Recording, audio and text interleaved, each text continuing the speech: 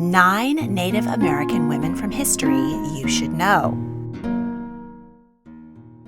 Disney introduced the world to a romanticized version of Pocahontas and Sacagawea gleams from the golden dollar coin. But they are the only Native American women most non-natives have heard of, and even their stories have been obscured by legends and half-truths. Today, we will uncover the remarkable lives and contributions of 9 Indigenous women of the past, from tribal leaders to warriors, artists to advocates. Through their experiences, we will take a walk through many vital but often overlooked chapters in American history. Jigonhsasee. Before 1600, 5 tribes occupied the area between the Great Lakes and the Ohio Valley. They spoke a common language and shared a culture, but they competed for resources. According to oral tradition, Jigonhsasee lived along the warrior's path. She was famous for her hospitality, and many battle-weary warriors stopped at her home to rest. She offered not only good cooking, but also wise counsel. She was able to bring factions together in peace around her hearth, rather than in violence on the battlefield. Among these visitors was a leader named Diganawidi, later known as the Great Peacemaker. Together they envisioned a way to bring the many Iroquois groups into harmony. It will take the form of a longhouse in which all live under one chief mother. They shall have one mind and live under one law. Thinking will replace killing, and there shall be one commonwealth. The visionaries also enlisted the help of famous warrior Hiawatha. They forged the Haudenosaunee, meaning people of the Long House, also known as the Iroquois Nation. Their covenant may have influenced the U.S. Constitution written in 1789. Jigonhsasee was in charge of assigning men to leadership roles. She launched the tradition of women selecting future chiefs, and she was called the Mother of Nations. It is not clear exactly when she lived. Scholars place these events sometime between 1142 and 1600. On October 12, 1492, Christopher Columbus landed in what is now the Bahamas, officially ending an era referred to as pre-Columbian. Members of the Taino tribe called their island Guanahani. Columbus enslaved many of them. As his crew explored more Caribbean islands, they captured Arawak people and demanded that they reveal the source of their gold earrings. After 8 months, Columbus sailed home and presented imprisoned native people to his Spanish sponsors, King Fernando and Queen Isabel. Word of his voyage spread quickly, and soon many other Europeans set a course to make their fortunes by exploiting the resources and people of the so-called New World. The land was christened America in 1507 after Italian explorer Amerigo Vespucci. Over the next century, contact between Europeans and the first Americans gradually increased. What spread much faster was disease, against which natives had no acquired immunities. Smallpox, typhus, and measles wiped out an estimated 95% of the population. Pocahontas was born in 1596, the daughter of Wahunseneka, paramount chief of the Powhatan people. She was beloved by her father but was not in line to inherit his position. The Powhatan followed matrilineal inheritance, so the chief's sister's children inherited instead. Her birth name was Amonut, gift. Pocahontas was a nickname meaning playful one. As a child, she ran around with the children at the English fort of Jamestown, founded in 1607. Pocahontas acted as an ambassador and brought food to stave off famine, for which the colonists thanked God rather than her. Captain John Smith recorded meeting Pocahontas when she was about 12. They did not have a romantic relationship. Years later in England, he wrote that her father had intended to club him to death, but Pocahontas saved his life. Most historians believe this tale was fabricated and might have been Smith's misunderstanding of a ritual meant to initiate him. In her teens, Pocahontas married a warrior named Kocoum and may have had a daughter. Relationships between the Powhatans and English broke down into violence. Kocoum was murdered, and Pocahontas kidnapped, assaulted, and held for ransom. During her years in captivity, she learned English and was baptized with the name Rebecca. In order to gain her freedom and forge peace, she agreed to marry English tobacco planter John Rolfe. Their union temporarily ended the war. Pocahontas gave birth to a son, Thomas. In 1616, the Virginia Company decided to bring 11 Powhatans to London to display how they had, quote, tamed and baptized the savages. Pocahontas met King James I and Queen Anne of Denmark and attended a masque at the Palace of Whitehall. She was hailed as a foreign princess and treated as a curiosity. She, John, and their son lived in England for a year, and Pocahontas met John Smith again at a party. In 1617, they boarded a ship bound for Virginia. But while still on the River Thames, Pocahontas fell ill from either tuberculosis, smallpox, or, as her sister suspected, poison. In her final moments, she told her husband that all must die, but she was glad that her child lived. She was 21. Pocahontas was buried at St. George's Church on the banks of the Thames, where a statue of her stands today. John and 2-year-old Thomas returned to Virginia. First Lady Edith Wilson and Senator Jeanine Shaheen are among his descendants. The legend of Pocahontas was greatly sanitized and romanticized. She launched in the European imagination the idea of the noble Indian princess. But as indigenous concepts of leadership and inheritance differ greatly from those of European royalty, this totem misunderstands and westernizes her culture. The term Indian princess is now dismissed as inaccurate. Pocahontas was made even more famous by the 1995 Disney movie, which again greatly distorts the facts and culture. It is now widely criticized for sexualizing her and perpetuating harmful stereotypes. Weetamoo was born in 1635 along the shores of the Tanton River in modern-day Rhode Island. From a young age, she learned fighting, diplomacy, and leadership from her father. She went on a vision quest to mark the beginning of her adulthood. Because her father had no sons, she took his place as chief. This was not unheard of among the Wampanoag, but it shocked the English. Weetamoo was married 5 times, but lost 4 husbands to disease. Her second spouse, Wamsuta, was the eldest son of paramount chief Massasoit. In 1621, he allied with the English colonists at Plymouth and saved them from starvation. This has become known as the First Thanksgiving. While negotiating with the English, Weetamoo's husband became ill and died. His brother, Metacom, whom the English called King Philip, took over and married Weetamoo's sister. Weetamoo traveled extensively in the name of diplomacy and was well respected, but relations soured as the English repeatedly violated their peace treaties. In 1675, Weetamoo was traveling with her entourage in canoes when they were attacked by settlers. She decided to ally with Metacom and take a stand. She wed 5th husband, Quinnipian, son of the Narragansett chief, thus forming a peace treaty between the 2 tribes. Weetamoo was named war chief and led 300 warriors into the Battle of Blood Rock. During this conflict, colonist Mary Rowlandson was taken prisoner. After she was ransomed, she wrote an account of her time with the Wampanoag, which became a bestseller. She painted Native people as violent savages, though she did record that she was never sexually assaulted. And she described Weetamoo as a commanding figure who dressed to convey her authority. Weetamoo's reputation grew to legendary proportions. In 1676, while leading a charge against the English, she drowned in the Tanton River. Her body washed ashore, and the English beheaded her corpse and displayed it on a pike. When her people saw what had become of her, they lamented the death of their queen.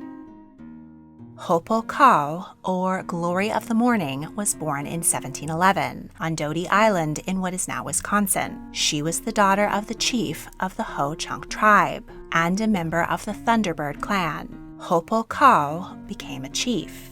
The French were colonizing the vast territory they called Louisiana, from the Great Lakes to the Gulf of Mexico, and from the Appalachian to the Rocky Mountains. Fortunes were made selling fashionable furs in Europe, and the French were eager to sign trade contracts with native tribes for the furs they hunted. Around 1730, Hopokoekau married a French fur trader named Saboufoi de Carie. They had a happy relationship and 3 children. He was well regarded among her people. In 1754, French and English colonists got to fighting over hunting grounds and involved their native allies in the French and Indian War. Hopokoekau's husband was killed in battle, and she never remarried. When the British won the war, she negotiated a favorable truce. She lived to be over 100 years old. A handful of visitors to the Ho-Chunk wrote of the ancient queen who presided regally over her people. According to tradition, sometime after 1832, Hopokoekau was walking in the pines when she heard an owl call her name. That night, a raging blizzard engulfed the village, and thunder shook the homes. Hopokoekau, wrapped in furs, died with a smile on her face. It is said that the Thunderbirds had called her home. Nanyehi was born among the Aniwea people, known by the English as Cherokee, in modern-day Tennessee. When she was 17, her husband was killed in a battle against the Muskogee. Nanyehi picked up his rifle and led the Cherokee to victory. Like many First Nation tribes, the Cherokee had much different gender roles than Europeans. Women were equals and had power in government. They were in charge of the vital act of farming, while men hunted. Cherokee women were also sexually equal. They could enter and leave unions freely, and were not restricted by Christian notions of shame and sin. And they controlled their own children, who took their names and inherited their property. Many European men were keen to marry Cherokee women and share in their wealth, but they often found it challenging to live with a woman who would not remain silent in the kitchen. Nanyehi married an Irish trader, Bryant Ward. She took the name Nancy and they had a daughter, Betsy. But Bryant left them and returned to his first wife. Nanyehi was awarded the title Beloved Woman and given a voting seat on the Cherokee Council. Her time living with Bryant positioned her to be an ambassador to the settlers. They were surprised that a woman had been entrusted to this vital mission, but Nanyehi was equally shocked that the American delegation had no females. In 1775, the Revolutionary War broke out. Many tribes sided with the British against the rebel colonists, who were a much more present threat to them. But Nanyehi encouraged peace. She warned settlers of planned attacks by her own people and released captured settlers. She nursed a captive pioneer woman, Lydia Bean, who in turn taught her new loom weaving techniques and how to raise cows for dairy. Nanyehi passed these skills on to other women in her community. Despite Nanyehi and her family being captured themselves, her tireless efforts eventually bore a peace treaty. This allowed the colonists in the area, called the Over Mountain Men, to leave their homes and join Washington's Continental Army to defeat the British in 1783. Sacagawea was born in modern-day Idaho in 1788. She was a member of the Niue people, called Shoshone by the U.S. At 12, she was captured by the Hidatsa and taken to North Dakota. There, she and another girl, Otter Woman, were sold to a French trapper, Toussaint Charbonneau, who forced them both into a non-consensual polygamous marriage. In 1803, the newly formed United States of America purchased imperial rights to the Louisiana Territory from the French Crown. Though this area was already inhabited by hundreds of thousands of people, the U.S. considered their land doubled and intended to send their own growing population westward to take over. President Thomas Jefferson formed the Corps of Discovery, whose objectives were to study the area's geography, flora, and fauna, and to learn how it could be exploited. Explorers Meriwether Lewis and William Clark were put in charge. In North Dakota, they hired Toussaint as a guide, largely because his wife spoke the Niue language. In February, 16-year-old Sacagawea gave birth to a son, Jean-Baptiste. In April, she strapped him to her back and set forth with the expedition. She proved essential to its success. The all-male group would have been treated as a hostile war party by people they encountered, were it not for the presence of a woman with a baby. When a boat capsized on the Missouri River, Sacagawea saved Lewis and Clark's journals. When they reached the Niue people, she found that their new chief was in fact her brother. He sold her horses for the journey across the Rocky Mountains. When the men ran out of food, Sacagawea taught them to find and cook camas roots. They arrived at the Pacific Ocean near the mouth of the Columbia River and made a camp for the winter, then headed back east in the spring. Sacagawea and her husband accepted Clark's invitation to settle in St. Louis, Missouri, and they had another child, Lisette. It was recorded that in 1812, Sacagawea died at 24 of a fever. Though her husband survived her, Clark adopted both of her children. However, Native American oral tradition maintains that Sacagawea did not die, but rather left her husband, crossed the Great Plains, and returned to her people. They say she lived to the age of 96, dying in 1884. Initially, the United States had good intentions of legally purchasing Western land, but when Native occupants weren't willing to sell, the ideals of life, liberty, and the pursuit of happiness crumbled. U.S. agents pulled various dirty tricks to force tribes off their land.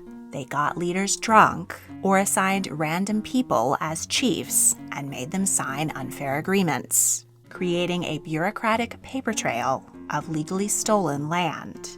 Then settlers moved in and took over, while First Nation people were cornered into small reservations or pushed further west. In 1817, Nanyehi, now an elder stateswoman, had finally had enough of trying for peace. She sent a declaration from the Women's Council to the head men of the Cherokee Nation, demanding that they not sell a single additional acre. The men agreed, but 2 years later, they were forced out anyway. Nanyehi died in 1823 at the age of 85. She did not live to see the men of her nation continue their path towards conforming to European gender roles by adopting a new constitution in 1827, which stripped Cherokee women of political rights. Nor did she have to watch her children and grandchildren, plus the Muskogee, Seminole, Chickasaw, and Choctaw people, pushed off their fertile land in the southeast. U.S. soldiers, under President Andrew Jackson's Indian Removal Act, forced 60,000 people to march 5,000 miles to modern-day Oklahoma. Up to 16,000 people died of disease, starvation, and exposure on the Trail of Tears. Not all European Americans condoned this atrocity. Catherine Beecher encouraged women to appeal to the government to stop the genocide. 1,400 women signed her petition. But as women had no vote, they had little power to stand against the growing movement of manifest destiny. Native Americans across the continent continued to resist. Among them were many strong women, including Pine Leaf, a Crow chief who married 4 women to keep house for her while she rode off to battle, and Lozen, an Apache warrior who joined Geronimo's resistance in New Mexico and Arizona, but died of tuberculosis in a prisoner of war camp. Buffalo Calf Road Woman was born to the Tatsistas people, christened Cheyenne, in Montana in 1844. In the 1870s, gold was discovered in the Black Hills, so naturally the United States wanted them. The Cheyenne allied with the Lakota, Dakota, and Arapaho and went to war to protect their ancestral lands. During the Battle of Rosebud, Buffalo Calf's brother, Chief Comes in Sight, was wounded and left behind in a retreat. Buffalo Calf rode onto the battlefield at full speed, straight at the U.S. Army. She grabbed her brother and carried him to safety. Her courage rallied the Cheyenne, and they defeated the U.S. Army. They call the battle the fight where the girl saved her brother. 9 days later, Buffalo Calf fought alongside Crazy Horse at the Battle of Little Bighorn. She was an exceptional markswoman, and with her club, she knocked Lieutenant Colonel Custer from his horse, forcing him to fight on foot until he was killed. Though the Native coalition won the battle, they ultimately lost the war and were forced to relocate to Oklahoma. Buffalo Calf and her family joined the Northern Cheyenne Exodus, an attempt to return to their ancestral land. Her husband, Black Coyote, attacked 2 U.S. soldiers in Montana, killing one of them. He was captured and sentenced to death. While awaiting execution, he received word that Buffalo Calf had died of the white man's coughing disease. In despair, he hanged himself in his cell. Susan La Flesche Picotte was a member of the Omaha Nation. By the time of her birth in 1865, her people had been forced onto a 470-square-mile reservation in Nebraska. Her parents were of mixed Native and European heritage. Susan and her 4 sisters spoke Omaha at home and revered their cultural traditions, but their parents encouraged them to assimilate in ways that would help them advance. They were given English names and not traditional forehead tattoos. This was further enforced at her boarding school, which had the explicit mission of re-educating Native children to adhere to white society. When Susan was a child, she witnessed a sick Omaha woman die because a white doctor refused to treat her. Native women were often healers, but few American medical schools would educate women. The Women's Medical College of Pennsylvania accepted her, but her family didn't have the money. So she wrote to the Women's National Indian Association and was awarded the first scholarship in American history. She graduated valedictorian and returned to the reservation to set up a medical practice. At 29, she married Sue Henry Picotte, and they had 2 sons. He supported her financially while she worked long hours treating poor patients. Susan was an outspoken supporter of the temperance movement. Many on the reservation, including her husband, had become alcohol dependent. She got a measure on the ballot to make her county dry, but it failed when white liquor dealers bribed Omaha voters with whiskey. Susan taught public health and sanitation to prevent the spread of tuberculosis, which killed hundreds, including her husband. She had a 2-year struggle with bureaucracy to secure the land her sons had inherited, and she realized the extent of the fraud being perpetrated against her people. As a leader in the community, she helped many others secure their own property. Susan traveled to Washington to tell officials at the Office of Indian Affairs that they treated her people like children rather than citizens, and that their dependence was the government's own fault. Shortly before her death, the first private hospital on a reservation was opened and named in her honor. She died of bone cancer in 1915 at the age of 50. Zitkala-Sa, meaning red bird, was born in 1876 on the Yankton Reservation in South Dakota. She was raised by her mother after her French father abandoned them. She wrote of her childhood as a happy time, safe in the care of her mother's tribe. At 8, she was recruited to attend White's Indian Manual Labor Institute. She felt miserable having her culture stripped away, being forced to pray as a Quaker, and having her long hair cut short. But she loved to read, write, and play violin. When she returned home, she no longer felt she belonged. She rejected the school's goals of training girls to be housekeepers, and instead went to Boston to study at the New England Conservatory of Music. She traveled to the 1900 Paris exhibition to play violin. Zitkala-Sa became a teacher at the Carlisle Indian Industrial School in Pennsylvania. She wrote articles for Harper's Magazine about Native American life and the indignity of the boarding school system. She opened many Americans' eyes to problems they did not know existed. She argued with her own school's administration that pupils should be prepared for more than a life of manual labor, so she was fired. She returned to South Dakota to care for her dying mother and to collect traditional stories, which she translated into 2 books, American Indian Stories and Old Indian Legends. She married tribe member Raymond Telephos Bonin, who worked for the Bureau of Indian Affairs, and was assigned to the Untah-Ore Reservation in Utah. The couple lived there for 14 years and welcomed a son, Raymond Ohaya. Zitkala-Sa continued to write magazine articles on Native issues, including why she rejected Christianity in favor of her tribe's spiritual beliefs.